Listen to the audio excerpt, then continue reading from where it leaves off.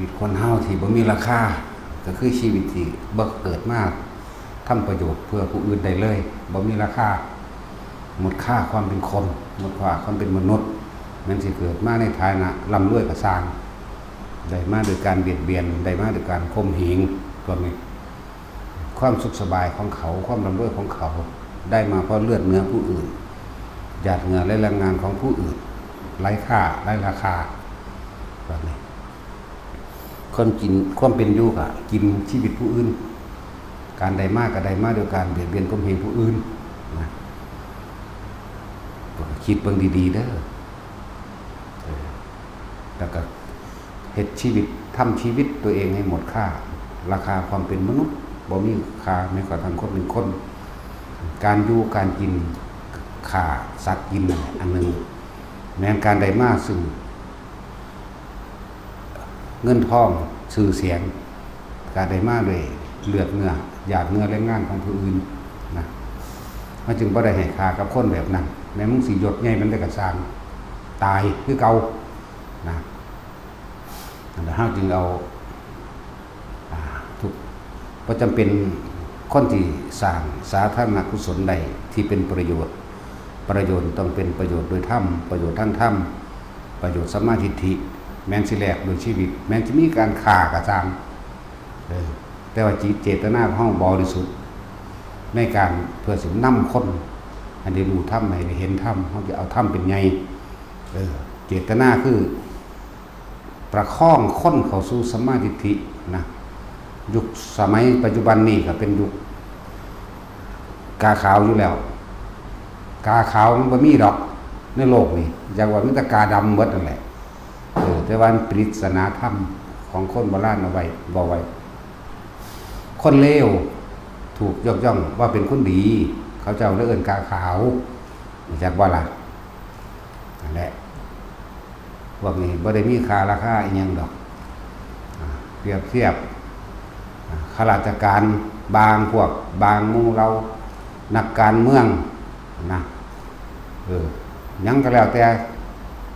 ชีวิตความสุขสบายของเขาได้มาเพราะเลือดเนื้อผู้อื่น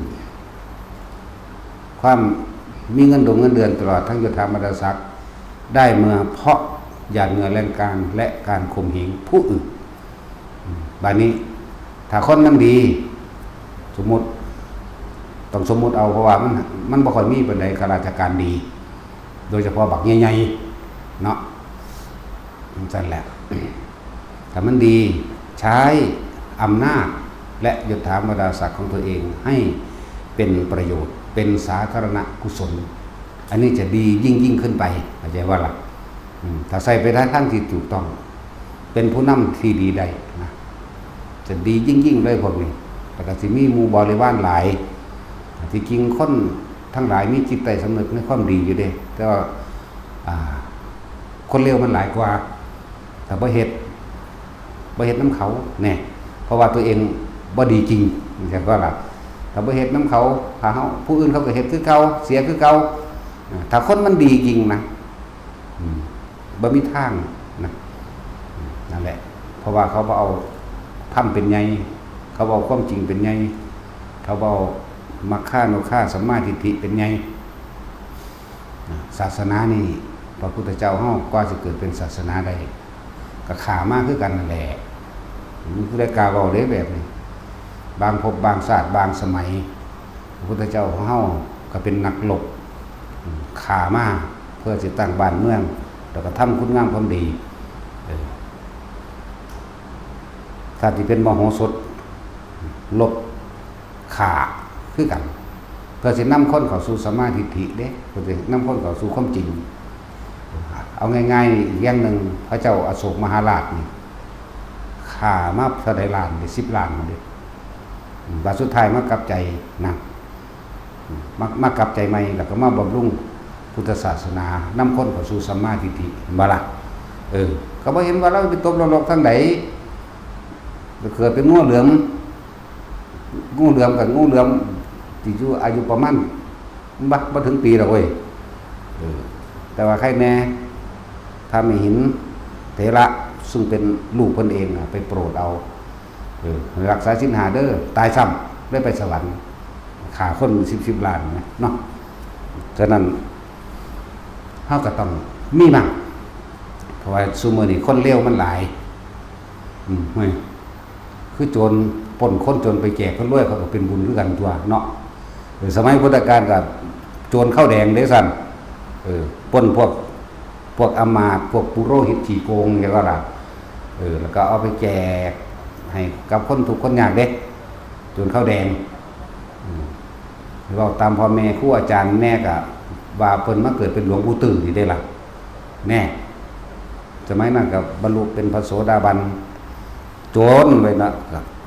แอบฟังธรรมลักฟังธรรมแต่ว่าขโมยฟังธรรมเพราะว่าเจ้าของเป็นโจรเวลาพระพุทธเจ้าเทศคุณแอบอยู่ทางนอกกำแพงนั่นเด้แอบฟังไปคิดไปบรรลุพระโสดาบันเฉยเด้แต่ว่าหลังจากนั้นแล้วก็ถึงเขาขาตายอยู่หรอกตายกระสางโสดาบันบ่ได้ตกต่ำแม่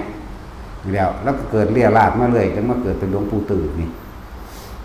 อันนี้ให้กำลังใจแต่ละคนจะย่านคนเลวหลายจักบ่ให้ย่านตายคือเก่าย่านก็ตายบ่ย่านก็ตายจักบ่ล่ะซึ่งโดยเฉพาะพระพุทธศาสนาเฮานี่หมู่ภิกษุสงฆ์ทั้งหลายศาสนาบุคคลถูกทำลายชื่อเสียงเสื่อมทำลายหลักธรรมทำลายบ่ได้ดอกแต่ว่ามันทำลายชื่อเสียงของภิกษุองค์นั้นพระสงฆ์องค์ใดที่เทศนาดีแน่ที่ปฏิภาณโวหารไว้ผิดในการแสดงธรรมบอกกุศลบอกประโยชน์ใหญ่ใดเขาสิมาทำลายฉะนั้นจึงบอกว่าเขาสิใส่คำว่ากฎหมายเขามาแทรกแซงนะวัดบางวัดนะ40-50 ปีแล้วบ่ท่านได้เป็นวัดอยู่บ่ท่านได้รับอนุญาตจากหม้องใดอยู่แต่ว่าเขาเจ้าเป็นวัดเป็นว่ามาก70-80 ปีก็มีเด้นี่แหละวิธีการแทรกแซงเข้ามาในการทำลายพุทธศาสนาก็คือทำลายศาสนาบุคคลทำลายบุคคลบุคลากรแห่งพุทธศาสนาคือภิกษุนักบวชพวกนักเทศทั้งหลายนี่เขาเจ้าเทศ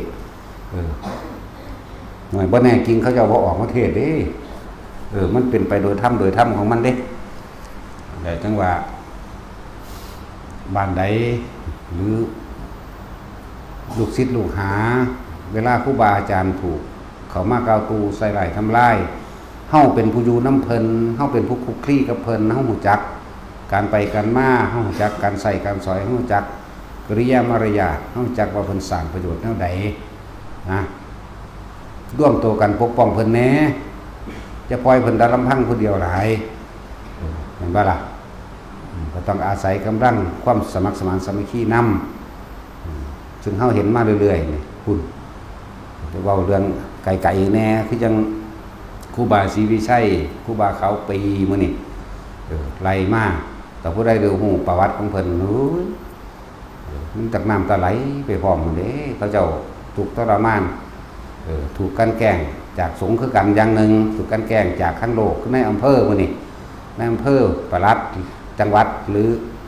ผู้ว่าจังหวัดจังซี่นี่เฮาศึกษามาตลอดเด้แนวมื้อนี้พระสุมาโนดาบทมื้อนี้จับเพิ่นศึกเพิ่นก็อยู่จังซั่นแหละเอาไปมาเพิ่นก็บรรลุอยู่คือเก่าอยู่เรื่องเล่าหลายอันหลายอย่างเด้ที่พระดีๆถูกกันแกล้งจังบ่ล่ะซุมื้อนี้ก็ใช้คำว่ากฎหมายใช้คำว่าพาณิชย์ใส่คำว่าคนของรัฐหรือระบบราชการนี่คือเขาสิใส่มาแบบนี้นะแต่ว่าเฮาเบิ่งตัวว่าเพิ่นเฮ็ดประโยชน์หยังพวกแทรกแซงมันก็สิว่าประโยชน์ต้องอยู่ใต้กฎหมายเลยของเฮานี่ประโยชน์ที่เราทำนี้ต้องไม่มีลิมิตบ่อยู่ใต้เพราะว่าเฮาบ่ทำลายเบียดเบียนผู้ใดเสียชีวิตหรือทรัพย์สินเข้าใจบ่ล่ะพวกเฮาสิบ่เฮ็ดเฮาก็เห็นอยู่แต่เฮาเด้เฮาบ่เคยออกไปทางใดบ่เฮ็ดกุมุกกะหมุมจะอยู่ในนี่แหละบ่ไปไสจึงบอกว่าไฟก็สร้างถ้ามากาวตูใส่ไหลเฮาน่ะตีแมงเลยอยู่ในนี่เข้าใจว่าล่ะพระทุกองค์อยู่นี่ให้ตีมีคมแฝกถือดาบ สัตว์แมงโลดจะไปสอนมันศาสนาอื่นๆเขายังเฮ็ดได้มั้ยศาสนาอื่นฆ่าพระฆ่าเน้นฆ่าคนเฒ่าคนแก่คนชราตาบอดเผาวัดเผาว่ายังเฮ็ดได้กูเป็นยังเฮ็ดบ่ได้เฮ็ดเข้าใจว่าล่ะจะไปยอมมันแม้คนคือกันตายเสมอกันถ้าเฮาบ่ปลุกเล่า เฮาบ่ปลุกให้ตื่นมันก็บ่รู้เรื่องหยังเด้โอ้ยย่านบาปค่อยถ้าให้วื้ออยู่หั่นบ่ได้หางยังให้อยู่หั่นเขาจะฟันคอมึงฆ่ามึงน้ำตานั่นแหละเนาะนั่นแหละเฮานี่เอาชีวิตแลกเด้บักใดกล้ามาโลดมึงสิบ่คิดฮอดเมียมึงบ่วะเนาะมึงคิดฮอดลูกคิดฮอดเมียมึงอย่ามาเด้มึงสิเป็นคนของรัฐก็เลยของหลวงก็ตามรัฐหรือหลวงตายแมงเบิดเด้กูบ่ได้เกี่ยวกับรัฐกับหลวงเด้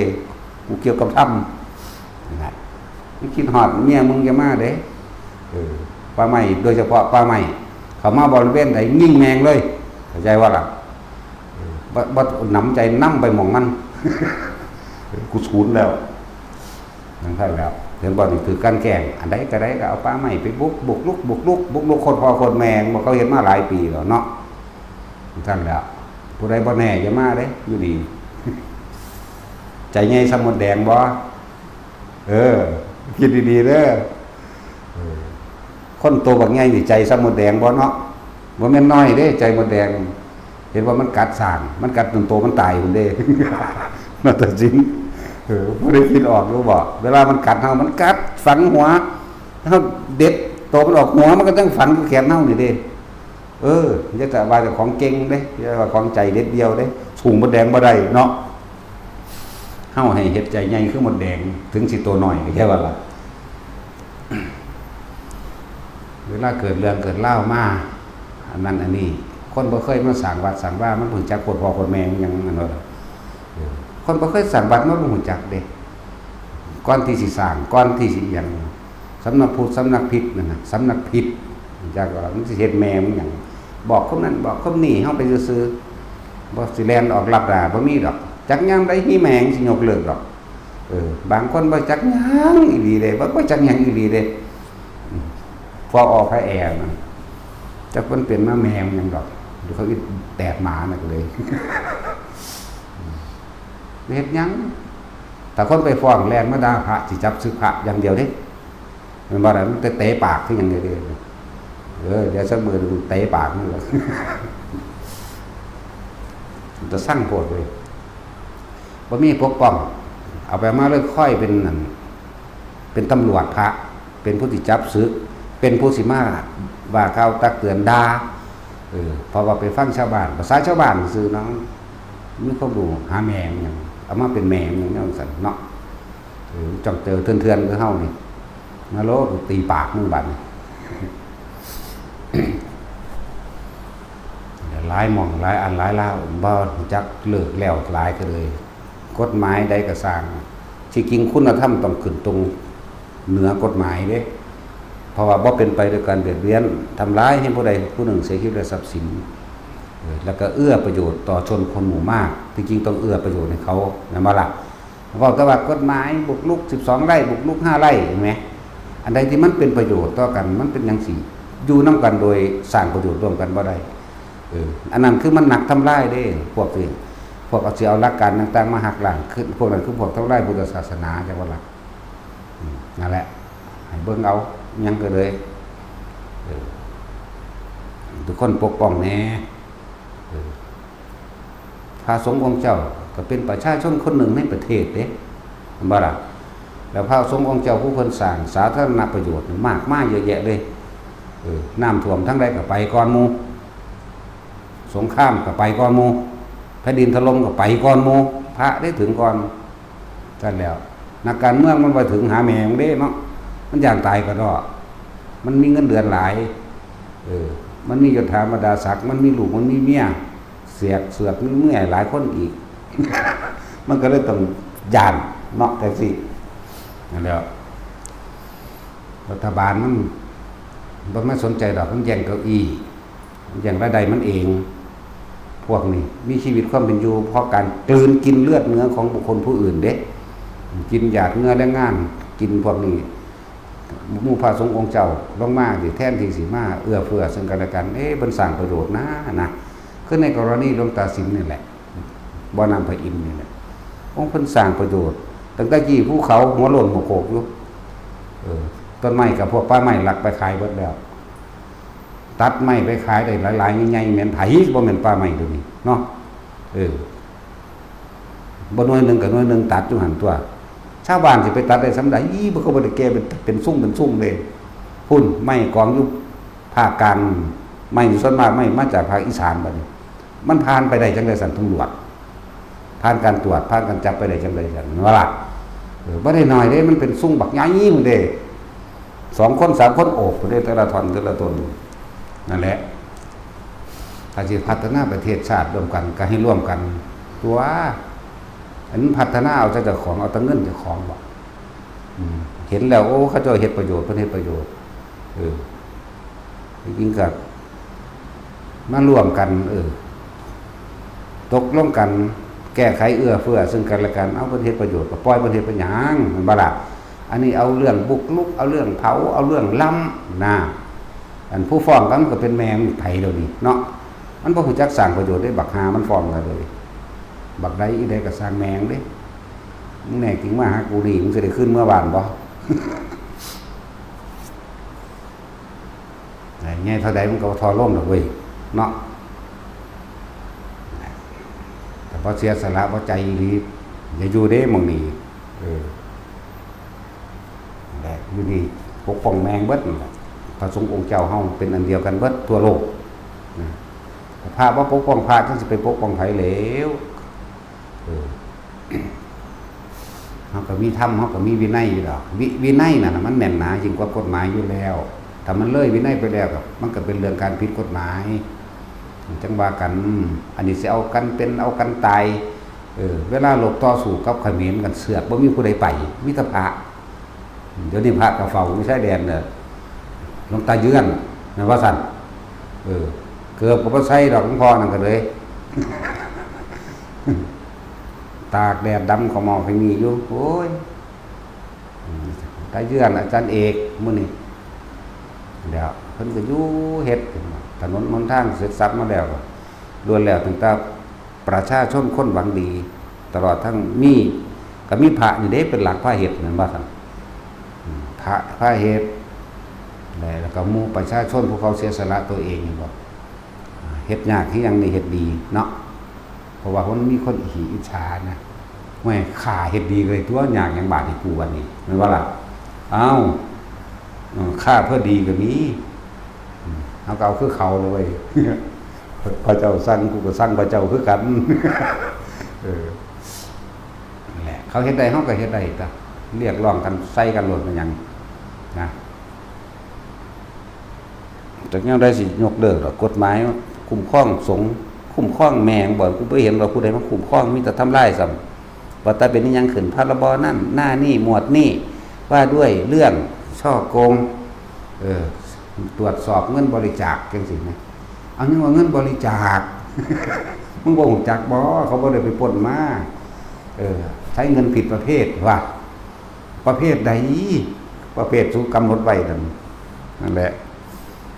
ว่าอยากให้สงฆ์อยู่เฉพาะสงฆ์ปกครองสงฆ์ปกครองกันเองเทรวาทที่เฮารับมากก็ดีทั้งเบิดในไทยเฮาก็เอิ้นว่าเทรวาททั้งเบิดนั่นแหละ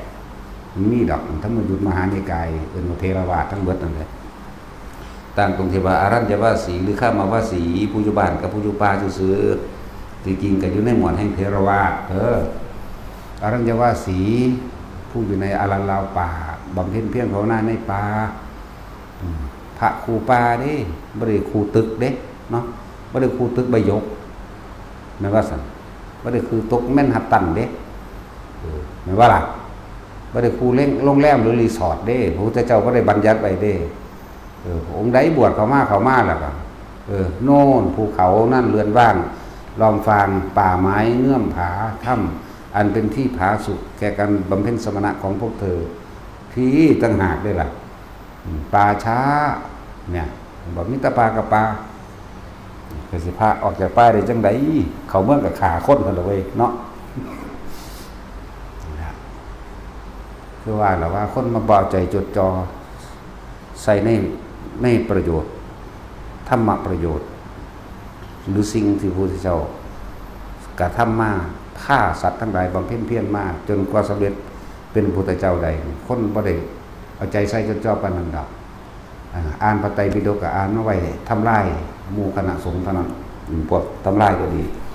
ที่สิออกมาปกป้องกันบ่ออกมา อยู่ในเฮือนนั่นแหละเก่งๆพวกอยู่ในเฮือนเนาะมาเว้าด่าพระแล้วก็ไปเชิญกันโอ้ยแม่นว่าล่ะบอกว่าเว้าด่าพระแบบนั้นวินัยข้อนั้นข้อนี้ว่าด้วยเรื่องยกตัวอย่างนั้นบ่แล้วก็ไปเชิญกันนะโอ้ยลูกเขาอีแต่โปกแม่ว่าแท็กซี่ว่ามาด่าแล้วก็ไปเชิญกันได้อีหนังใหญ่แน่หยังแน่ล่ะนั่นแหละแทนที่สิปกป้องกันเองเฮาบ่จักแบบว่าบอกคนมันบ่มีใจบริสุทธิ์ที่กว้างขวางเฮานี่เกิดมาทำประโยชน์เพื่อผู้อื่นเท่านั้นเท่านั้นเด้บ่ได้ว่ามาเฮ็ดเพื่อไผผู้ใดผู้หนึ่งเด้อันแล้วมาทำประโยชน์เพื่อผู้อื่นเท่านั้นเฮ็ดไปจนตายนั่นแหละบ่ได้มาหาอยู่หากินแต่เจ้าของเด้นั่นแหละจังว่าพระสงฆ์องค์เจ้าอยู่ในนี่ก็คือเป็นประชาชนผู้หนึ่งในประเทศผู้ใดเพิ่นดีก็ส่งเสริมและสนับสนุนเพิ่นตัวสมมติว่าเรื่องตะกฎหมายหยังก็นี่มันไปสร้างหยังบักมันต่อต้านก็เลยมันบ่ได้ออกหน้าออกตาได้บักมันต่อต้านบักมันไปฟ้องมันบ่ได้ออกว่าโอ้ยพาคนไปสร้างถนนหนทางขึ้นทั้งเขมรเด้แม่นบ่ล่ะปราสาทเขานั่นเขานี่วิหารนั่นวิหารนี่บอกมาได้บักจังซั่นจอบถ้าได้ตาผู้เพิ่นสร้างประโยชน์นั่นแหละจักมันชื่อว่าแมงใดเนี่ยก็ชื่ออะไรชื่อคนเลวมาจากชื่อปานใดเนาะจะชื่อจำเอาซะชื่อคนดีพระดีหลวงตาเยื่อนจังซี่หลวงตาสินทรัพย์มื้อนี้นะผู้เป็นหัวหน้าหมู่แล้วก็หลายๆองค์นั่นแหละเฮาแล้วก็ผู้เพิ่นแสดงธรรมสงเคราะห์ก็สงเคราะห์โดยธรรมนั่นแหละแล้วพวกจะจับผิดก็จับผิดเวลาพระเพิ่นเว้าเรื่องนั้นถ้าอยากได้พระดีแนวใดก็มาบวชเอาบัดนี้มันก็สิหาเหตุผลมาขัดง้างได้เนาะถ้ารู้ว่าตัวเองผิดแล้วจะหน้าด้านทนอยู่ทำไมแล้วจะให้คนอื่นมาบวชแล้วมาบอกดีทำไมเรียนมันเว้าแล้วก็ไปเชิญกันโอ้ยเว้าได้แต่สูงบ่กูก็เว้าได้เป็นหยังกูสิเว้าบ่ได้มันว่าล่ะพูดไม่เพราะว่าเด้นี่สิตีนตำปากนั่นแหละพ่อกันเลยกูสวรรค์สุเนรแล้วกูยังบอกแล้วว่ากูบ่เป็นพระกูมีศีลกูเป็นหยังก็บ่รู้คือกันโมโหมากกูก็ฆ่าคนโลดมันตัดสินผู้ใดขัดขวางความดีหรือไม่ฆ่าคนเอาดีก็ได้ตัวเนาะเว้านี่บ่เว้าผู้ใดบ่มีผู้ใดเว้าพวกเราคิดใจกันมามีจิตสำนึกในการพัฒนาประเทศชาติเจ้าของแหน่แม่ว่าล่ะย่านตะบาปหลายบาปมันเป็นแมงแนวใดเด้อนี่สารนรกกูลึงบ่แห้งแล้วเด้มีแต่ย่านบาปมีแต่ย่านอิหยังผิดนั่นผิดนี่หลายเทเวไว้เจตนาหังภิกขเวตัวเจตนาอยู่ได้เป็นตัวกรรมแท้ว่าล่ะทรงชาติขาคนก็ได้เลยเนาะแต่สินเอ็ดเป็นพระเจ้าแล้วมีได้ตัวอย่างพออยู่ดอยเปิดตัวสวดมนต์ไหว้พระนั่งสมาธิจักหน่อยไปยังบาทนี่ไม่บอกหาแมงบอกตัวนั่นแหละจักชั่วโมงหนึ่งยินเสียงแป้งตายแล้วกลับมานั่งสมาธิต่อเสยอยู่ก็บ่เห็นได้ละว่าเราเป็นตัวตลกเดี๋ยวนี้เราอยู่ภูมิโลกคนไหมเฮาจักก็แล้วกันนาก็ตายแล้วล่ะจังเบาแต่ถ้าเขาตายก็เบาดอกเขาจะนำไปจับเราตายแล้วก็ตายทำสมาธิตายสมแหมนั่นแหละเว้าให้ทางออกแต่ละคนว่าให้มาตีบตันตะวายานบาปหูอยู่จริงๆแล้วแม่นสิไล่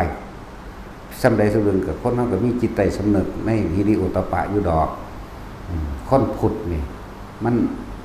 ซึมซาบน้ำใจมาจากพระพุทธเจ้าอยู่แล้ว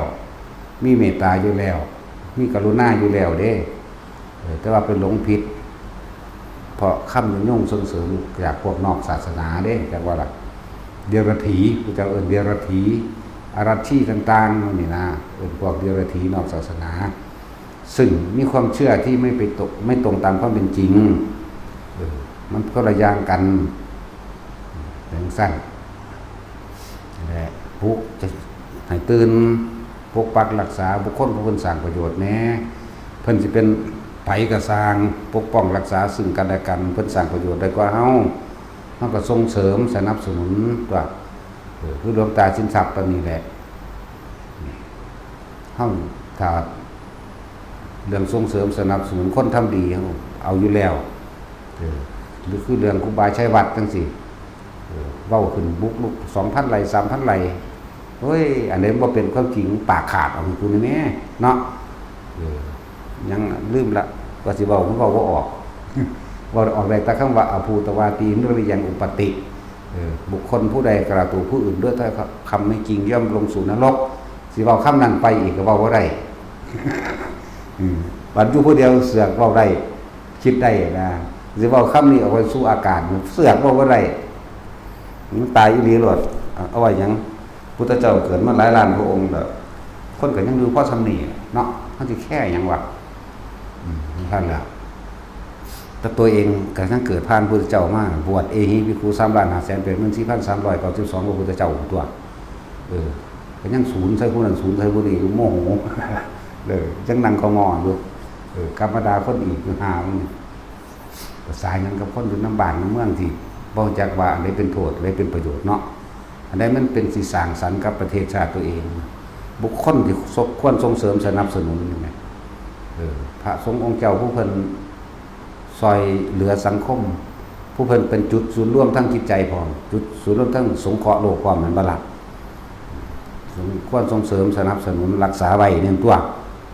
บุคคลคือกันคือเรื่องกันจอมพลังจังซี่คนเฮามันก็ผิดพลาดมาได้แต่ว่าเกิดกลายเป็นคนดีก็ได้คนเลวคักๆเป็นคนดีดีคักๆเด้เนาะคนดีคักๆกลายเป็นคนเลวก็เลวสุดๆเด้บ่ธรรมดาเด้นั่นแหละคนดีเลยท้อถอยท้อแท้ในการทำดี แต่ว่านั่นคือบ่ดีจริงจักว่าล่ะแต่ดีจริงบ่มีท้อแท้บ่มีอ่อนแอบ่มีท้อถอยแม้นผู้เดียวก็เฮ็ดอยู่หั่นแหละจังซั่นล่ะคนดีจริงๆนั่นน่ะแม้จะมีคนเลวมาชักจูงชักชวนที่จะให้เป็นคนเลวคนดีจริงๆก็บ่อาจสามารถที่จะเป็นคนเลวไปได้แต่ว่าล่ะ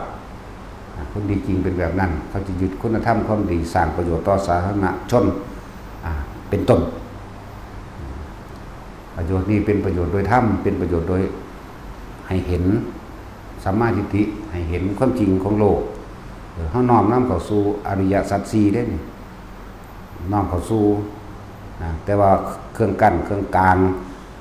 บางที่เฮาอาจจะมีความคิดเอ็นเอียงและวันไหวไปในทางข่าวลือการก้าวตู้ใส่ร้ายต่างๆนะข่าวสารซุมื้อนี้มันไวนะจังซั่นนั่นแหละบางคนบ่เคยรู้จักเพิ่นเลยบ่เคยเห็นจักเทื่อคือจังบ่เคยเห็นเฮานี่แหละเว้าเลยปานว่ารู้จักเฮาเบิดปานว่าเป็นผู้ขีดเขียนชีวิตเฮาได้ตรงนี้มากำหนดนั่นกำหนดนี่โอ้ยจังซั่นแหละจักมาก็ว่าอวดคุณวิเศษว่าเด้ไม่มีในตันปราชิกก็ซั่นเฮ้ยมีแต่สิสกายคิกแล้ว ลูกถีบสายฟ้าเนาะมันสั่นตัวเลี่ยนมาทำลาย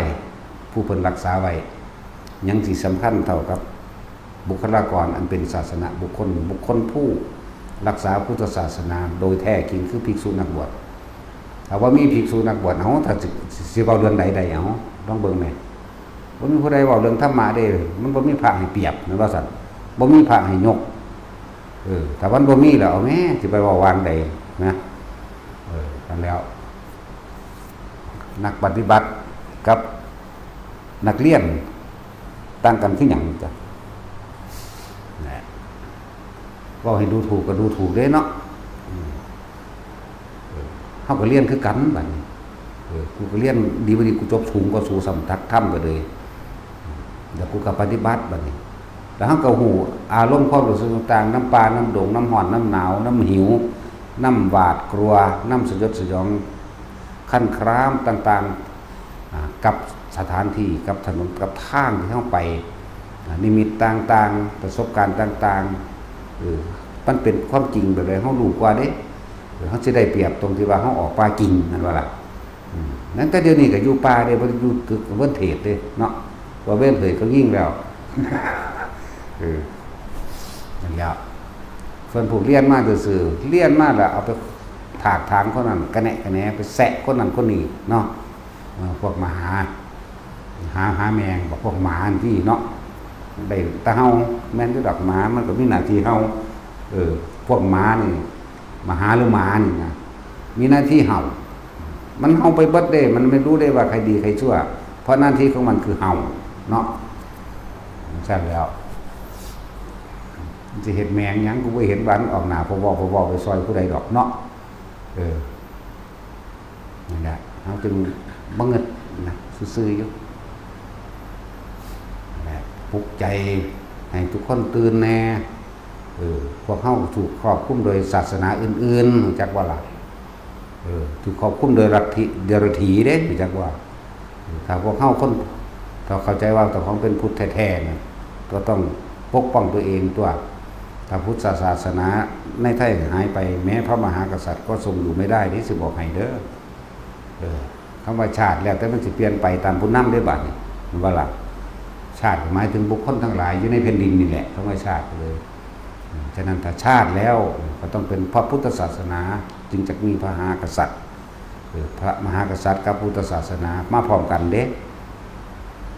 พระเจ้าเป็นทศพิธราชธรรมมีราชประเพณีในศาสนาอุปถัมภกมาตลอดเด้มีมาแต่ดังเดิมมีมาแต่2,000 กว่าปีแล้วเด้พวกเจ้าชายเดรัจฉีนอกศาสนาก็มาคุ้มบ่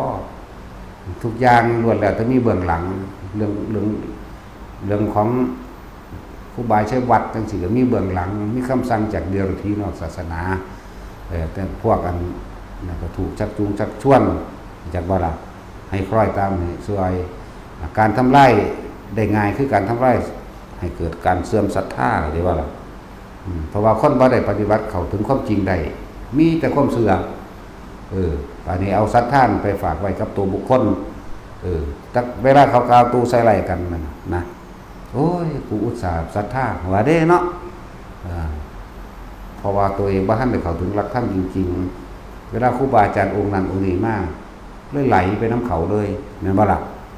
ไหลไปว่าโอ้ยกูก็เคยบริจาคกูเสียดายเด้ไปได้บัดนี้เพราะตัวเองบ่ได้เชื่อมั่นตัวเองบ่มีหลักธรรมของตัวเองเพิ่นก็นำหลักธรรมของพระพุทธเจ้ากับนำประสบการณ์ของเพิ่นได้ออกมาแสดงผู้เพิ่นแสดงได้เข้าใจว่าล่ะผู้เพิ่นเอาความจริงออกมาแสดงประสบการณ์พระเจ้ามีสลบสลายตาย3 มื้อ 4 มื้อเขาเจ้าก็มีเบิดได้บัดนี้เห็นบ่ล่ะนั่นคือธรรมะจริงๆของเขาเจ้ากว่าสิได้ทำมาแสดงมันบ่แม่นง่ายๆเด้อยู่ผู้เดียวอดข้าวอดน้ำ10 มื้อ15 มื้อ20 มื้อสลบสลายอาการม่วนปวดหัวขึ้นล่มออกหูเป็นไดล่มออกกลางหัวเป็นจังไดเหมือนกับหัวสิระเบิดเป็นจังไดเขาเจ้าหูเด้เห็นบ่ล่ะหลายอย่างที่เฮาฝึกมาเพิ่นฝึกมาก็ดีคนเฮ็ดคือกันมันบ่ได้แย่งกันจักเม็ดเด้มันก็ฮู้จักอยู่เด้แต่ละองค์นั่นน่ะก็สิได้นำก็สิได้ประสบการณ์แล้วนั้นความจริงแล้วนั้นทำเรานั้นออกมาแสดงไปแห้งอยู่ถึงว่าปลุกให้ผู้คนตื่นรู้แน่พุทธศาสนานะมันมีไพ่มาโดนนั่นแหละบัดนี้มันกำลังได้โอกาสในการผัดวื้อกระพือปีกสร้างกระแสข่าวเท็จเพื่อทำลายความศรัทธาครับพุ่นล่ะพวกเจ้าก็จะเอาศรัทธาไปฝากไว้กับลมปากคนหลายพวกเจ้าก็ปฏิบัตินำแน่สุว่าเฮาศรัทธาพระองค์ใดองค์หนึ่งได้หลักธรรมกับผู้นั้นก็ลองปฏิบัติปฏิบัติตามที่เพิ่นแนะนำตัวแนะนำปฏิบัติเมื่อเข้าถึงแล้วมันก็เข้าใจดอกบัดนี้บุคคลผู้ใดรู้ธรรมจากท่านผู้ใดผู้หนึ่งท่านผู้นั้นย่อมเป็นครูสูงสุดของเขาอย่าทำลายมือที่ชุ่มที่เคยเอื้อเฟื้อให้ตัวเองได้อยู่สุขสบายอย่าทำร้ายต้นไม้ใบบางที่เคยนั่งพักลมเงาแม้การหักกิ่งก้านลำใบจักว่าล่ะนั่นแหละแล้วธรรมะพุทธเจ้าท่านได้ให้โลกลมเย็นใดเพราะธรรมะตัวนี้คือเมตตารักผู้อื่นเสมอด้วยตนรักตนเสมอด้วยผู้อื่นครอบคลุมไปเบิดมีการช่วยเหลือและแบ่งปันซึ่งกันและกันมีมุทิตาบ่อิจฉาริษยามีค ความร่วมยินดีมุทิตาร่วมยินดีซึ่งกันและกันโดยธรรมมีอุเบกขาเป็นที่รองรับควรหรือไม่ควรประโยชน์หรือโทษเด้ทั้งสั้นละพระสงฆ์แต่เป็นผู้ปกป้องโลกเด้ถ้าขาดพระสงฆ์ออกไปแล้วก็บ่มีผู้ใดสิปกป้องโลกนะถ้าพระว่าเสียสละใครสิเสียสละคิดเบิ่งดีๆเด้อพวกผู้ว่าราชการจังหวัดแต่ละจังหวัดเสียสละอยู่บ่เวลามีภัยมาถ้าพระว่าเสียสละไผสิเสียเดี๋ยวนี้นั่นสั่นมันสั่นแล้วก็นั่นก็แค่ว่าเป็นอาชีพรับราชการประจำตำแหน่งผู้ว่าอาชีพรับราชการประจำตำแหน่งเป็นอาจารย์ประจำสอนโรงเรียนนั่นโรงเรียนนี่เป็นตำรวจเป็นทหารมึงเด้บ่มีผู้ใดจกเงินส่วนตัวแต่ของดอกเนาะเป็นอาชีพนักการเมืองอาชีพเป็นสิ่งนี้มันว่าท่านนักการโกงอาชีพเนาะอันนี้พวกป่าไม้ก็ว่าอาชีพเป็นราชการป่าไม้มีหน้าที่เฝ้าไม้ไว้ขายให้แก่พวกตัวเองเพื่อเอาไม้ไว้ขายให้กับนักการเมืองและนายทุนเนาะอย่างสั้นเดียวล่ะเห็นบ่ล่ะในน้อยหนึ่งเดวัดแต่ละวัดมันก็กี่วัดเดที่เขาจ่อใส่นี่เห็นป่ะแต่ว่ารีสอร์ทโล่งงามบุกลุกป่าเอาป่าใหม่เอาต้นใหม่ไปออกขายที่เราเป็นซุ้งใหญ่ๆน่ะนะพวกเราเคยเห็นบ่เดี๋ยวนี้สิมันเคยเห็นบ่รถซุ้งผ่านมันเคยขี่รถผ่านบ่เขาบ่จับกันคือกลางถนนเทเลอไปคันหนึ่งเทเลอร์หนึ่งอ่ะนะ3 ท่อนมันใหญ่คักบ่ธรรมดาเด้บัดนี้เป็น10แล่นผ่านกันเบิ่นเด้อนั่นน่ะแน่บัดพระกูไปปลูกป่าไปเฮ็ดกันกุฏิแซงไปน้ำหันซื้อบุกลุกปันลังสิข้อขาดบาดตายเนาะปันว่าขาคนแถวนั้นตายมุนเบิดแบบป้นจี้ขาข่มขืนเห็นบ่สังสมอาวุธนิวเคลียร์มันเพราะมันมองกันปานนั้นเห็นไหมเนาะบักกี่วัดนี่ที่เขาไปหาอำเภอกันนี่นะบางท่านนับพวกบุกตีแมงด้วยเพราะเป็นบอกโอ้ยกูศูนย์เด้พระนั่น300 มัน600 ตีนหมดตัวเนาะบ่ให้มันไปสู้เลยก็ได้ตัวไม่ขาทำความดีก็ได้ตัวเฮ้ยออกมาแบบศูนย์บักกับป่าไม้เนี่ยเขาบอกมาตลอดเด้อก่อนที่จะเกิดเรื่องเล่าต่างๆเขาบอกมาตลอดแม่นบ่บอกมาตลอดเลยเป็น10 ปีแล้วแต่บอกเรื่องนี้มากเราตะคุณพระพุทธเจ้าเพิ่นทำนายไว้แล้วตั้งแต่เพิ่นเรื่องการรับวัดชิรวันวัดแรกที่เพิ่นรับคือวัดเวรุวันแต่ว่านั้นเป็นกษัตริย์สร้างเขาสร้างได้โดยลำพังตัวเขาเองผู้เดียวเข้าใจว่าเขามีอำนาจในแผ่นดินนั้นอยู่แล้วแต่ว่าวัดที่สร้างโดยประชาชนคนมีศรัทธาแผ่นดินสะเทือนถึง7 ครั้งตัวคือวัดเชตวันโดยอนาถปิณกเศรษฐีพุทธเจ้าก่อนที่รับบ่ได้เป็นรับง่ายๆเด้รับของพระราชานั่นน่ะเพราะป้องกันอาญาไว้อย่างหนึ่งเด้มันมีในยะมันมีเหลี่ยมอยู่ในหันเด้เข้าใจว่าล่ะพระราชากษัตริย์ในสมัยนั้นแหละถ้าเกิดว่าเฮ็ดบ่ถูกใจเขาสามารถสั่งประหารได้เด้สามารถทั้งทำลายได้รับเพื่อป้องกันอาญาเข้าใจว่านี่พวกเจ้าฮู้จักบ่เคล็ดลับอยู่ในหันเพราะมันรู้จักลึกไปฮอดพุ่นพุ่นล่ะเลยเว้าให้ฟังรับต้องรับเพื่อป้องกันอาญาไว้บ่แม่นรับเพื่อความสุขสบายของหมู่ภิกษุเด้เพื่อป้องกันอาญาคำว่าอาญาคือลงโทษกษัตริย์ถ้าบ่พอใจแล้วลงโทษได้เข้าใจว่าล่ะเลยรับไว้เพื่อบ่ให้เกิดอาญาต่อกันนั่นแหละต่อมาพี่มารับของอนาถปิณกเศรษฐีเพิ่นก็ใครพวกเราพิจารณาเบิ่งแล้วต่อไปในการข้างหน้านะสาวกของพวกเขาเองกุลบุตรทั้งหลายผู้มีศรัทธาบวชไปในภายภาคหน้าต่อไปจะหาป่าอยู่ไม่ได้จะหาป่าอยู่ยากเพิ่นก็เลยต้องรับเพื่อเป็นตัวอย่างอย่างว่าล่ะป่าในการข้างหน้าจะมีเจ้าของทั้งที่ป่ามันก็เกิดเองเพราะความโลภของคนเข้าไปเป็นเจ้าของแล้วก็ไม่เอื้อเฟื้อแก่บุคคลผู้บำเพ็ญประโยชน์เด้ไม่เอื้อเฟื้อกับคนยากคนจนเพิ่นก็เลยอนุญาตให้ภิกษุนั้นรับวัดได้เข้าใจว่าละบาดจึงมีการสร้างวัดทั้งแม่ใหญ่วิสาขาสร้างจังซี่นางมาริกาสร้างนางปทุมมาสร้างจังซี่ ออหลายหลายขึ้นเรื่อยๆเพราะว่าเพิ่นเห็นต้องไปการทางหน้าเพิ่นเลยภิกษุให้รับแต่ละหม่องสิสร้างกุฏิวิหารลงหม้องใดก็อาศัยหมู่สงฆ์เป็นผู้สี่บอกเขตบ่ได้ว่ากฎหมายเด้ล่ะนำว่าซั่นแล้วเพราะว่าเพิ่นเห็นเพิ่นเล็งเห็นกลางไกลเนี่ยมันถูกแล้วนี่บ่นี่ถูกมาเรื่อยๆแล้วล่ะถูกมาทุกคำเว้าเลยคำเว้าหน้าคำเว้าหลังแม้พูดในอดีตแม้ถึงปัจจุบันนี้คำเว้าคำพูดของพระศาสดาไม่เคยขัดแย้งกันเองแล้วก็เป็นจริงมาตลอดเป็นเอกานามจริง1บ่มี2บ่เคยเปลี่ยนแปลงแล้วก็บ่ขัดแย้งกันเองหมายถึงคำพูดของพระศาสดาบ่ขัดแย้งคำพูดของพระศาสดาเองเด้จักว่าล่ะนั่นแหละเพิ่นเลยให้รับวัดให้สร้างวัดว่าอารามมหาหนนี้ได้อารามแปลว่าที่อยู่วัดแปลว่าตุดงควัตร13ที่ทำความเพียร13ข้อหรือเป็นสถานที่อารามแปลว่าที่อยู่อาศัยวัดนี่คือตุดงควัตรแล้วพวกเฮายังเข้าใจวัดนี่ก็คือสถานที่นี่ที่จริงวัดนี่มาจากคำว่าตุดงควัตรเครื่องประหารกิเลส13ข้อนะครับพุทธเจ้าเกิดในป่าเด้นั่นว่าซั่นเกิดในป่าระวังบ่ขึ้นตรงต่อเมืองใดพร้อมเดี๋ยวว่านี่บ้านแม่เพิ่นนี่เทวทหะอันบ่บ้านพ่อเพิ่นนี่หมายถึงประเทศพ่อเพิ่นหรือเมืองของพ่อเพิ่นกบิลพัสเนี่ยมันอยู่รอยต่อพอดีเลยนี่บ่ได้ว่าสิอยู่บ้านพ่อหรือบ้านแม่อยู่เครื่องนึงอย่างบ่ล่ะเกิดในป่าบำเพ็ญเพียรกันในป่าตรัสรู้ในป่าแสดงธรรมจักรวาลสูตรกับอิสิปตเนมิคทาเยน่ะแม่นบ่ซั่นปาอิสิปตนมฤคทายวันเมืองพระนศีน่ะก็ได้ป่าอีก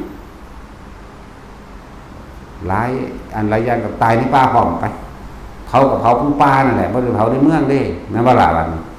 ยังก็เผาสาระนะว่าโดทยานนี่ก็ว่าไปนั่นแหละแล้วบอกให้ฟังต่อไปป่าสิมีเจ้าของพระพุทธเจ้าเฮาเลยอนุญาตนะมันก็แม่นของเพิ่นเบิดเลยบ่ขัดแย้งเด้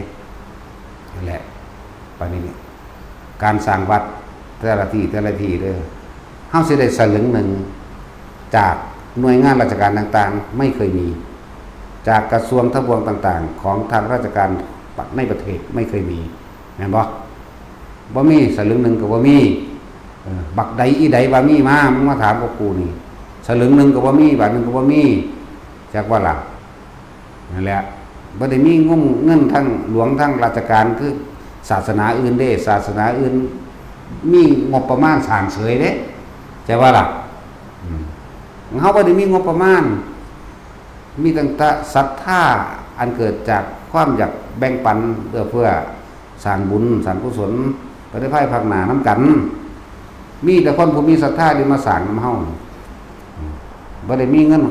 ทางราชการทางหลวงทางจังหวัดบ่มีหน่วยงานต่างๆบ่มีเข้าใจว่าล่ะนั่นแล้วหัวใจต้องแข็งแกร่งต้องเข้มแข็งจริงๆเด้กับธรรมะจังสร้างได้แม่นบ่เพราะว่าเฮาบ่ได้มีงบประมาณเดี๋ยวไปของบประมาณจากหน่วยงานใดบุกบ่มีเลยเฮาสร้างมาลำพังเฮาเอง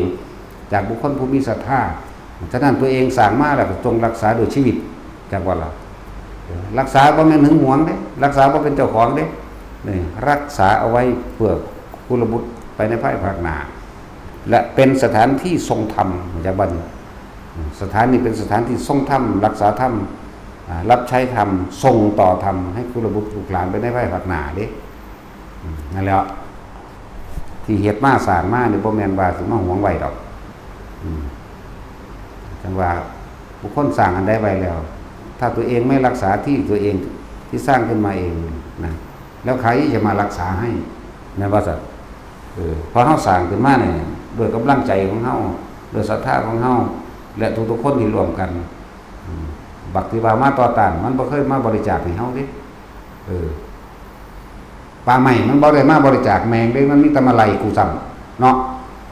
พิษนั่นพิษนี่โตมันเองเอารถไปดุดปลาใหม่นำในพวกเดียวกันเองนั่นน่ะรถพอมันนั่นแหละ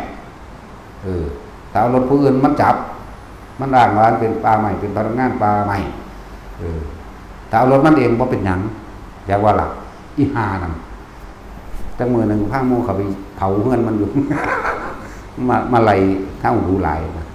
บักอันหัวหน้าป่าใหม่คือกันมึงฟังอยู่ดีๆโลดจักมื้อนึงพาคนก็ไปถีบมึงอยู่หม่องโต๊ะมึงนั่นแหละบ่มาได้ขึ้นบัก ศูนย์น้ำหลวงตาสินกับศูนย์บ่แห้งแล้วเนาะมันมีลูกมีเมียนะญาตินะบางทีหอดเมียมันก็แล่นขึ้นเมียไปหาเมียมันตัวเนาะเขาบ่ได้มีไหมเอาแต่แม่ลูกเรียนจบแล้วบ่มีค่าเทอมบ่เนาะ จังซั่นตัวยันแมงอย่างผู้ว่าผู้เวกมันก็อยู่จักโคตรแมวอย่างไปก็เลยบ่จักอันใดที่เป็นประโยชน์ที่ส่งเสริมในจังหวัดเจ้าของบ่จักอันใดที่สิดึงคนเข้ามาท่องเที่ยวในจังหวัดเจ้าของหรือเป็นแหล่งโดยอารยธรรมหยังก็ว่าไปเนาะบ่มีจังเป็นสั่นแหละเขาบ่ส่งเสริมสนับสนุนดอกอันใดที่เป็นประโยชน์อันใดที่มันเป็นแก่ประชาชนคนยากคนจนมันบ่ส่งเสริมเด้แต่มันเป็นแมงจังมันเฮ็ดหยังเนาะนั่นแล้วชีวิตความเป็นอยู่ของสูนั่นน่ะกินชีวิตผู้อื่นกัดกลืนกินชีวิตผู้อื่นหยาดเหงื่อแรงงานของผู้อื่นกรรมมันน่าให้ผลร้ายเฮานี่แหละสิเป็นเจ้ากรรมนายเวรเองเฮานี่สัตว์ลงเป็นไปตามกรรมกูนี่แหละจะเป็นผู้ตัดสินกรรมเรียกว่าล่ะมันก่อกวนกูรู้ว่ากูเมียนแมงแน่นอนอยู่แล้วนั่นแหละตื่นได้แล้วแต่ละจังหวัดนั่นน่ะจักบ่ล่ะศาสนาอื่นเขาเอาเงินงบหลวงไปสร้างศาสนาพุทธบ่ได้มีจักสลึงสร้างขึ้นมาโดยศรัทธาลำพังของตนเองกว่าสิเป็นขึ้นมาได้ธรรมดาเนาะจิตใจต้องตั้งมั่นจิตใจมุ่งมั่นมีศรัทธา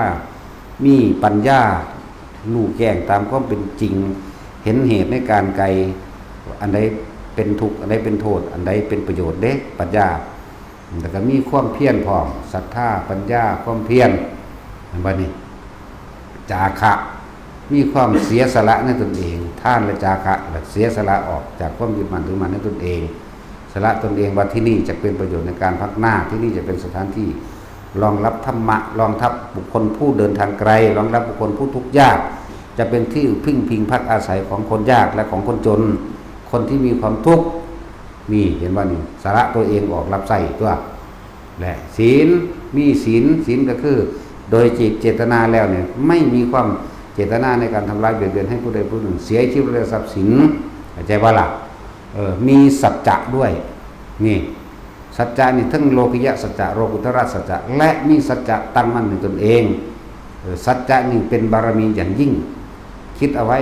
พูดเอาไว้ในสิ่งใดถ้าทำไม่ได้บุคคลใดที่เสียสัจจะอย่าหวังว่าจะพบกับความสำเร็จอย่าว่าล่ะถึงยังบ่สำเร็จได้คนบ่มีสัจจะบ่มีน่ะความน่าเชื่อถือเนาะเข้าใจแล้วว่าแท็กซี่มึงชื่ออะไรว่าบัดนี้ศรัทธาปัญญาวิริยะคือความเพียรจาคะนะว่าศีลสัจจะชื่อเอาเด้อวันหน้ากูถามมึงบ่ตอบกูก็ด่ามึงอีกเด้ด่าทั้งอ้ายด่าทั้งพอมึงพร้อมด่าฮอดกูไหวอยู่เด้เนาะได้แห้งบ่ได้แล้วจะไปทำไมได้ค่อยๆแหละเฮานี่เห็นคุณค่าสิ่งที่มีค่าสูงสุดคือธรรมะคือความจริงของสัตว์โลกทั้งหลายที่เกิดมาเป็นทุกข์ขาฟันดันแท่งทำลายทั้งกันไหลเวียนไปในเปรตในสุรกายนรกเดรัจฉานไหลเวียนไปมาแม้ได้เกิดมาเป็นคนมั่งมาได้เกิดเป็นเทวดามั่งก็ไหลเวียนไปมาหาทางออกบ่ได้ตกอยู่ใต้อำนาจของอวิชชาบ่เข้าใจนี่คือธรรมะไฟมืดไฟเกิดธรรมะนี่ความจริงโลกิยะสัจจะสัตว์โลกเป็นเช่นนี้จึงว่าโลกิยะสัจจะความจริงของโลกสัตว์ทั้งหลายด้วยความไม่รู้มีความคิดปรุงแต่งไปต่างๆนานาตามความยินดีตามความพอใจนะจึงเกิดกลายเป็นวิชาติวิชลามรณะหมุนเวียนอยู่แค่นี้นี่ธรรมะสายเกิดส่วนธรรมะความจริงสายดับเพราะรู้เท่าทันความคิดปรุงแต่งและความดักใดดีไม่เป็นนี่คือธรรมะสายดับนี่เป็นหนทางออกจากทุกข์อันเกิดจากการเกิดเนี่ย มันมีสองทางจากว่าละคือธรรมะอันนี้อาศัยอริยสัจสี่นะอาศัยภาพปัญญาการตรัสรู้ของพระพุทธเจ้ามาเป็นเครื่องชี้แนะชี้นำอนิจจังทุกข์เป็นของบังคับบ่ได้นะได้ทุกข์อนัตตาทุกสิ่งทุกอย่างเกิดแล้วก็ดับนี่เฮาเห็นอนิจจังเฮาเห็นทุกขังเฮาเห็นอนัตตาเฮาเห็นเหตุ แล้วเฮาก็มีวิธีทางธรรมะหรือหนทางเข้าถึงความบริสุทธิ์นิทานศีลเนี่ยก็มาปัญญาวิริยะขันติสัจจะอธิษฐานเมตตาและอุเบกขาเป็นทางเดินเป็นบันไดก้าวเข้าสู่ความพ้นทุกข์นั่นแหละมันจึงสร้างสถานที่ตรงนี้เอาไว้เพื่อหยังเพื่อรองรับบุคคลผู้เดินทางไกลบุคคลผู้หิวโหยบุคคลผู้ตกทุกข์ได้ยากสัตว์โลกทั้งหลายบ่แม่นคำว่าหวงเป็นภาษาโลกแต่ว่าล่ะแต่ว่าภาษาโลกมันสิเข้าใจแมงหยังนะว่าซั่นเขาเว้าสมมุติมาเว้าว่าเข้าใจก็สร้างได้บาดนี่เนาะแต่ถึงมหันต์แล้วพระพุทธเจ้าเกิดมาเท่าใดแล้วเกิดพระพุทธเจ้าเท่าใดหลายโกรธพระพุทธเจ้าเด้ก็ยังพอสำนีนึงจังว่าล่ะถึงแต่บวชนำเพิ่นกับ3ล้านกว่าพระองค์แล้วเนาะยิ่งกว่าหลายกว่านั้นเด้อเพิ่นหลายเป็นหลายโพดแล้วเอาสั้นๆเฮียนๆเอาเรื่องใกล้ๆสันติเกจักว่าสันติเกวาจักยันทุเรวาบ่บัดนี่ตะเทกัชังอวิสันตุแต่ว่ายังมุจติรูปขันโทจักว่าบัดนี่จักว่าแต่สิโอ้ยกูบอกไปจนข้าวเนาะตั้งดีๆมึงอย่าเว้าทั้งกูดีกว่ากูเข้าไปบอกว่ามึงฆ่าเด้ก็กูว่าฆ่าเด้ต้องรักษาสถานที่ที่เฮาสร้างมาเพราะว่าเฮาบ่ได้ไปเบียดเบียนทำลายไผถ้าเว้าเรื่องกฎหมายก็ถูกบัด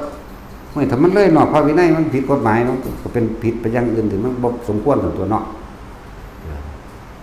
แล้วจังว่าผู้ใดสิมาทำลายก็ฟาดแมงเลยอย่าไปย่านบาปหลายองคุลิมานก็ฆ่าคนมาก่อนคือกันจนจังบัดอุใดเนาะโจรข้าวแดงก็ฆ่าคนปล้นสำเร็จนั่นปล้นกี้ฆ่าพวกคนรวยแต่เราเป็นโจรแท้โจรนี่ปล้นกี้ฆ่าคนรวยพวกปุโรหิตต่างๆพวกในวังนั่นแหละที่ทำงานในวังหรือทำงานเป็นเศรษฐีต่างๆที่มีการโกงไปช่างมั่งโกงแรงงานมั่งหรือทำลายพวกขาทาสบริวารมั่งโจรข้าวแดงนี่แล้วก็ไปแบ่งปันกับคนทุกข์คนยากเด้แล้วก็ยังบรรลุโสดาบันอยู่ในสมัยนั้นก็ดีบัดนี้เว้าในสมัยนั้นสันตติอมาตย์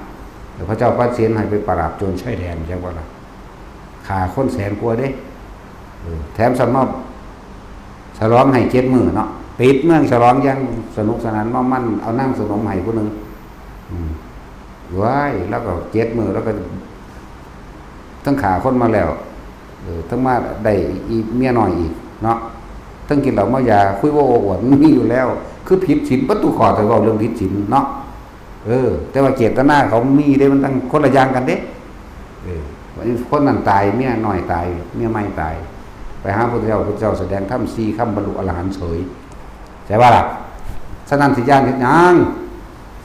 ญาณหลายปัญญาอ่อนหลายนั่นแหละความศึกษาบ่ถึงเนาะบอกแนวทางให้นะเว้นไว้แต่นั้นพฤติกรรมเท่านั้นห้ามสวรรค์นิพพานใช่ป่ะล่ะดังนั้นบ่ห้ามดอกขึ้นอยู่กับเฮาเฮ็ดเอาถ้าห้ามพระพุทธเจ้าก็เว้ามาไว้แต่ที่แรกตัวเนาะคือว่าเหรอถ้าบ่ได้ศึกษาหยังมาฟังพ่อกระจองเนี่ยก็มาด่ากูระบาดนี่หรือว่ากูด่าขึ้นฮอดโคตรหลายโคตรอยู่เด้7ชั่วโคตรยังว่าแล้วอยู่เด้เนาะแต่สิคำด่าเฮามันไหลขึ้นมาเองเด้นั่นแหละให้กำลังใจปลุกทุกคนให้ตื่นจากความหลับไหลปลุกให้ตื่นจากภัยอันตรายที่นอกศาสนามันคอยคุ้มเคร่งเขามากใจบ่เด้อนี่เบิ่งหยังเป็นหูจักหยังอยู่นั่นเถียงอวดเก่งใส่กันแง้มๆหยังอยู่พอสำนีเนาะเขาคุมมาได้แล้วเอาแม่บัดนี้เขาคือพระเจ้า เจ้าไปเฮ็ดน้ำพระเจ้าสิสั่งเจ้าไปนรกได้บาดนี่เนาะอย่างว่าล่ะศาสนาใดมันก็ฮู้อยู่ตัวเฮาบ่ทันได้เว้าออกซื่อๆตัวเพราะว่าเฮาบ่ทันได้สร้างเหตุมีเรื่องซะก่อนมีเรื่องซะก่อนเดี๋ยวมึงเจอแน่มึงก็รอมึงคือกันนั่นแหละวะ นั่นแหละแต่ช่วงนี้มันพอเปลี่ยนแปลงปรับปรุงกันได้เพราะท่านได้เกิดเหตุร้ายแรงพวกเข้ากับลุกขึ้นมาต่อต้านพวกเข้ากับลุกขึ้นมาซอยกันรักษาพระสงฆ์องค์เจ้าแน่พระองค์ใดดีก็พากันไปปกป้องนักการเมืองบักใดบ่ดีเขาไปถีบแมงโลดข้าราชการบักใดบ่ดีก็ถีบมันโลดกลุ่มมันออกโลดตีมันอยู่ในห้องมันนั่นแหละถ้ามันผิดมันก็ได้ออกผิดบ่ผิดเขาก็บ่พอใจเขางัดมันออกให้ได้ตัวมันสิสู่กฎหมู่แล้วแม่นว่าซั่นกฎหมายก็ค้นเขียนขึ้นเอาไว้ถ้าเอื้อเฟื้อกับหมู่เพื่อนประชาชนเหมือนกันไหมกฎหมายนี่ข้าราชการแปลว่าผู้รับใช้ประชาชนนี่บ่แม่นว่ามาสั่งประชาชนเฮ็ดแบบนั้นบ่นี่บ่ถูกใจกูหาวิธีมีแต่สิข่มเหงเอาเงินเขาแม่นว่าล่ะเข้าไว้ประสานสมามิตรเพื่อทำให้เกิดก่อความเข้าใจเมื่อเวลาประชาชนกับประชาชนบ่เข้าใจเนื้อหาขอบเขตต่างๆไว้ประสานบ่แม่นเอาไว้ข่มขู่บ่ได้ว่าเอาข้างๆนะราชการบักใดมันบ่ดีอีใดมันบ่ดีนั่นน่ะก็ยังบอกรู้แล้วว่าร่วมตัวกันเข้าไปตีแม่มันอยู่ในหม่องมันนั่งทำงานนั่นน่ะฟ้องมันเข้าไปก็ได้ตัวจะว่าล่ะเอามันออกเอามันอยู่เฮ็ดหยังคนบ่มีคุณธรรมสิ่งที่สูงสุดคือคุณธรรมเท่านั้นเด้คนที่มีชีวิตในโลกที่มีค่าเนาะสะออนหาแม่มันหยังตำรวจบักใดก็ตามทหารบักใดก็ตามดักฟาดแมงน้ำริมทางก็ว่าก็ต้องไปหาเฮือนมันอยู่เฮือนลูกเมียมันมีมันหวงลูกเมียมันก็ย่อมเองตัวเนาะโอ้ยเนาะ ให้ได้แนะนำเลยเนี่ยจังสิเนาะนั่นแหละบักใดหัวหน้าป้าใหม่หรือป้าใหม่น้อยๆนั่นเนี่ยหูจักเฮือนมันอยู่แล้วนั่นก็ไปตีมันในเฮือนนั่นโลดยิ่งดูเข้ามันก็หนีทันตัวเนาะบ่ซั่นก็ฟาดแมงนั่นหม่องมันเฮ็ดนั่นน่ะเฮามันเห็นมาหลายครั้งแล้วเด้อันพวกมื้อนี้ภูเขารีสอร์ทเป็นแม่มันยังบ่พากันไปจับมาจับหยังพระน้อยๆอ้อเหาะเดียวนึงเนาะขี่เครื่องบินขึ้นสูงๆสุดกระเบิ่งแหน่โลกนี่มันกว้างขนาดใดบ่แม่นสิมาจ่อเอาอยู่เฉพาะในวัดในว่าแหมเนาะเขาสิผิดซำใดเด้อนี่ปานโจรผู้ร้ายฆ่าปล้นขี้ข่มขืนขังมนุษย์ไว้กินบ่แม่นบ่ล่ะศูนย์บ่ไปเบิ่งในภาคเหนือได้มันมีต้นไม้อยู่บ่ลูกเขาอีหาลูกเขาอยู่สันดานหมาแม่นบ่ล่ะพวกกฎหมายพวกป่าไม้นั่นน่ะไปเบิ่งแหน่ภูเขามาโลนหมดแล้วทำท่าว่าปรับปรุงพื้นดินให้ปลูกถั่วเขียวให้ปลูกข้าวโพดแผนมันคือตัดเอาไม้โง่หลายเนาะซั่นแล้วภาคเหนือภูเขาก็โลนมาเรื่อยภาคกลางมามื้อนี้ก็แซวภาคอีสานมื้อนี้เต็มไปเบิดนั่นแหละเฮ็ดโรงงานปูนมันนั่นน่ะมันบ่ผิดติมาว่าซั่นผิดกฎหมายอยู่บ่แม่นบ่หรือกฎหมายสู้เขียนขึ้นเอาเองเขียนมันถูกมันว่าล่ะมาหารังแกแต่พวกเขาเจ้าบ่ต่อสู้นี่แหละเขาเจ้ารังแกได้เฉพาะพระนี่แหละว่าเนาะทั้งสั้นแหละร่วมตัวกันเดี๋ยวนี้เขาก็ร่วมตัวกันอยู่แล้วล่ะปกป้องเบิดนั่นแหละเป็นศูนย์ร่วมกันเลยล่ะ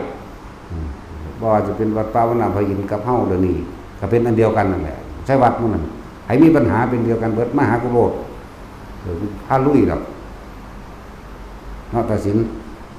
เป็นผู้ขับรถก็ต้องเอิ้นตัดสินตัวห่วยตัดสินบ่ขับกูขับเองก็ได้ตัวกูขับเป็นบัดซุแนวอยู่แม่ไปเฮาลงพิธีเตรียมอาวุธปืนมีอะไรเอามาเฮาไปตะเฮาก็ได้ตัวเนาะมึงจักบ่ใส่เสื้อเหลืองบุกก็ได้ตัวฆ่าแม่งเลยตัวสั่นแล้วนั่นแหละอย่างทุกคนตื่นแน่บ่แม่นว่ามีตั้งแต่มาใส่ร้ายทำร้ายกันเห็นบ่น่ะแต่เขาคุ้มเข้ามาในประเทศแล้วพวกเจ้าจะเอาหยังมาสู่เขาถ้าว่าปกป้องกันกันไปแต่เดียวนี้นี่จักว่าศาสนาอื่นพอเข้าใจบ่นั่นนี่อย่าเพิ่งออกสื่อมันจักว่าล่ะ ปปสเขาออกซื้ออยู่ตลอดเขาต่อสู้ก็ดีอีกแต่พวกเข้าสู่ในด้านพระเข้าก็เลยต้องอ่อนๆไว้แน่นะพวกหน่วยงานราชการเป็นเครื่องมือเขาเบิดนั่นแหละเข้าใจว่าล่ะหูอยู่ว่าเป็นเครื่องมือแต่กูก็สัตว์มึงคือกันพอมึงมามึงก็จะได้ผลประโยชน์ส่วนตัวเห็นบ่ล่ะหูอยู่ว่ามึงพวกมึงถูกสั่งว่าเป็นเครื่องมือนั่นแต่ว่ามึงทำมาหากินส่วนตัวมึงอีกคือมันมาอายัดใหม่ไป700,000 กว่านั่นเห็นบ่ล่ะมันคือบ่มาเอาบุกเนาะกูข้างถ่าอยู่ ถ่าอยู่เด้อนั่นแหละนั่นก็ไฟมันเบิดเด้สิบอกให้เด้อบอกนะว่าแม่นเด้แม่นคนพูดเด้อนั่นเด้อนะสั่นละหลายอย่างดอกเรื่องปลุกกระแสให้ตื่นขึ้นมาแน่จะให้มีมาจะขยายมาเด้พวกเจ้าไปเห็นบ่ภาคใต้เป็นจังไดมันมีอยู่บอกคนพูดอยู่ใดอยู่บ่เห็นบ่ล่ะเขาใส่ตะความรุนแรงเด้ถ้าเขาใส่คือเขามั่งเป็นจังไดเห็นบ่ล่ะเขาย่านคนเลวเขาก็เลวเหมือนกันไม่ขาคนทำบุญก็ได้ตัวเนาะบอกกันตะสั่งยังอยู่เด้เดี๋ยวมาไก่ว่าพระเจ้าไม่สอนกระแม้นพระเจ้าว่าสอนกูนี่แหละไปเอาเองเห็นบ่ล่ะกูบ่ได้โยนความผิดให้ไปดอกกูรับผิดชอบความเบาอยู่ผู้ใดจะเอาความผิดมาแม่มึงยิ่งปากมึงในวัดตัดสินปุ๊กมื้อนี้ปุ๊กให้คนตื่นรู้แน่ภัยอันตรายต่างๆจากเดรัจฉีนอกศาสนาเขามาควบคุมในพุทธศาสนามาออกกฎหมายบังคับใส่เล่ห์เหลี่ยมกลเหล่ห์เพศอุบายในการทำลายศาสนาบุคคลทำลายพระสงฆ์ของเจ้าโดยใส่วิธีว่าบุกรุกป่าแล้วก็ให้พวกพระสงฆ์ทั้งหลายนี่ไปเฮ็ดบัญชีตามมันแล้วก็สิตรวจสอบบัญชีใช้เงินผิดวัตถุประสงค์จับศึกเข้าใจว่านั่นแหละวิธีทำลายมันง่ายที่ยังนี่วันนี้ออกพรบคุ้มครองสงฆ์แข่งเสียงกูไปเห็นบ่ได้คุ้มครองมันมีแต่ทำลายซอยกันทางเนื่อยเนี่ยไปทางปุ่นเบิดได้สิบอกให้เด้อยังละนั่นแหละผู้ใดก็ฮู้อยู่ดอกพวกอนันตริยกรรมใหญ่ใจว่าล่ะพวกนี้เขาบอกฮู้จักได้ว่าเขาทำบาปเขาว่าเขาทำถูกด้วยนั่นจักวันแล้วพวกเขาก็จะย่านหลายบาปบ่ได้ฆ่าพระพุทธเจ้าดอกบ่ได้ฆ่าพระอรหันต์บ่ได้ฆ่าพ่อบ่ได้ฆ่าแม่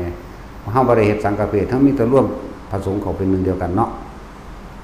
นี่จะเป็นเครื่องกั้นเครื่องห้ามสวรรค์นิพพานจักวันนี้หลังสี่นี่เป็นสักขานุคานันตริยกัญญานี่หมายถึงอนันติกรรม5อย่างนั้นเป็นเครื่องห้ามมรรคผลนิพพานตลอดทั้งสวรรค์ปัจจุบันนี่ศัพท์เก่าเด้นี่ศัพท์พระพุทธเจ้าเว้าเด้นี่นั่นแหละอันที่บ่เป็นสักขานุคาหรือเป็นมรรคานุคานี่นะคือไม่ได้ทำอนันตริยกรรม5ไม่ได้ห้ามสวรรค์นิพพานจะว่าหลักเพราะว่าได้ห้ามผมญาติหลายเว้ยนั่นแต่ศึกษาบาลีกับว่าท่องแท้ปฏิบัติกับว่าท่องแท้บ่รู้แก้ง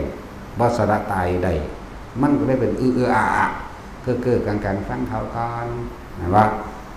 อันนี้ผิดบ่ฮึอันนั้นบ่ฮึโอ้ยมันแหลกตายบ่แห้งแล้วมันสิมีผิดมีถือว่าทางใดเรื่องนี้มันหูจักโทษได้เป็นประโยชน์ได้เป็นโทษเนาะนี่เฮาเฮ็ดนี่เพื่อสรรพสัตว์ทั้งเบิดนี่แหละที่เว้าอยู่นี่ที่ว่ากล้าเว้าดังๆนี่มันเลยตายแล้วอย่าว่ามันบ่ได้ย่านเด้นี่ก็เวรกำลังนับด้วยการฆ่าเจ้ากรรมนายเวรอยู่ที่เฮาเพียงสั่นเด้พุทธเจ้าบ่สอนดอกเฮานี่แหละเป็นผู้ว่าเองสมาทาน